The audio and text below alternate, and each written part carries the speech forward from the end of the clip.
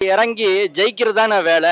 இங்க பாருங்க, ஸ்டேஜ்ல பாருங்க, எங்களுடைய மேற்கு மண்டலத்துடைய என்னால அமைச்சர் பெருமா சிறு வயசுல இருந்து இன்னைக்கு வரைக்கும் தன்னுடைய குடும்பம், தன்னுடைய வாழ்க்கை, தன்னுடைய எல்லாமே உயிரா இருக்கக்கூடிய அண்ணன் செந்தில் பாலாஜி அவரை கேட்டு களத்தில் நின்னாருன்னா அவருடைய பாடம் எப்படிங்கிறது. முதலமைச்சரை படிக்க வேண்டாம், துணை முதல்வரை படிக்க வேண்டாம், அதுக்கெல்லாம் அவருடைய நேரம் இல்லை. சாதாரண எங்களுடைய மேற்கு மண்டலத்துடைய பொறுப்பாளர், கரூர் சட்டமன்றத்துடைய உறுப்பினர் மாண்புமிகு அண்ணன் செந்தில் பாலாஜி அவருடைய வாழ்க்கை வரலாறை படிச்சாலே போதும்னா களம்னா என்னன்னு விஜய்க்கு புரிஞ்சிடும்.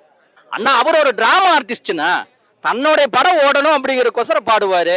அதெல்லாம் ஒரு பெரிய இதை நாங்கள் எடுத்துக்க மாட்டோம்னா. வர மார்ச் 8ஆம் தேதி மாண்புமிகு முத்துவேல் கருணாநிதி ஸ்டாலின் அவர்கள் சொல்லியிருக்காரு, இது ட்ரெய்லர் தான், இன்னும் மெயின் பிக்சர் போடல அப்படின்னாரு. அன்னைக்கு மெயின் பிக்சர் போட்டோம்னா தமிழ்நாடு மட்டும் இல்ல, இந்தியாவே அலறுகிறோம். மீண்டும் திமுக தான், இனி எண்டும் திமுக தான், 7வது தான். கண்டிப்பா இல்ல. கலைத்துறையிலே அவருக்கு வாய்ப்பு இல்ல, அரசியல் துறையிலே அவருக்கு வாய்ப்பு இல்ல. ஏன்னா கிளிஜோசியும் பார்க்க போலாம். ஆனால் 2026 தேர்தல் காலம் வந்து பார்த்தீங்கன்னா எப்போதுமே இப்போ இருக்கிற ட்ரெண்டில் வந்து பார்த்தீங்கன்னா இளைஞர்கள் தீர்மானிக்கிறதா இருக்குது. அந்த இளைஞர்கள் வந்து பார்த்தீங்கன்னா திமுகவில் நிறையா இருக்கிறாங்க.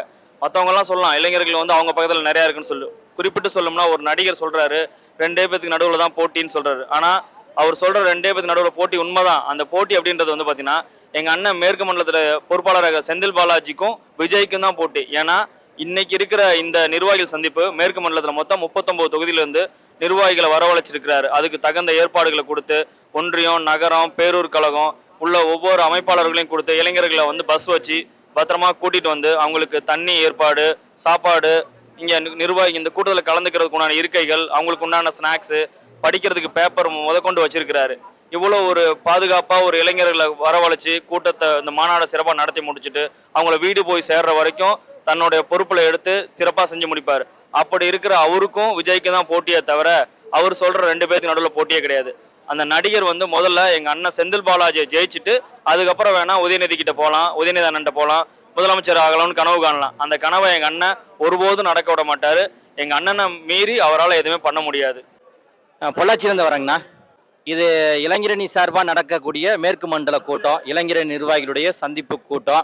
வருகிற 2026 திராவிட முன்னேற்ற கழகத்துடைய வெற்றி விழாவினுடைய தொடக்கத்துக்கு முன்னெடுக்கக்கூடிய கூட்டம் இளைஞரணி கூட்டத்தின். ஆனால் அவர் சொன்ன போனால் வீட்டுக்குள்ளேயே 4 செவத்துக்குள்ளேயே சுற்றி பார்த்துட்டு இருக்கிறாரு.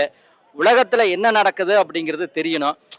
முதல்ல இது சொல்கிறவர் அவருடைய படத்தில் வந்து தம் அடிக்கிறது, பாக்கு போடுறது, இந்த சீனெல்லாம் வந்து பல வருடங்களுக்கு முன்னாலே தடுத்திருந்தாரு அப்படின்னு சொல்லியிருந்தோம்னா இதெல்லாம் இன்னைக்கு அவர் பேசியிருக்கவே மாட்டேருக்காருங்கண்ணா. நான் சொல்றது என்ன வேணாலும் சொல்லணும்னா களத்தில்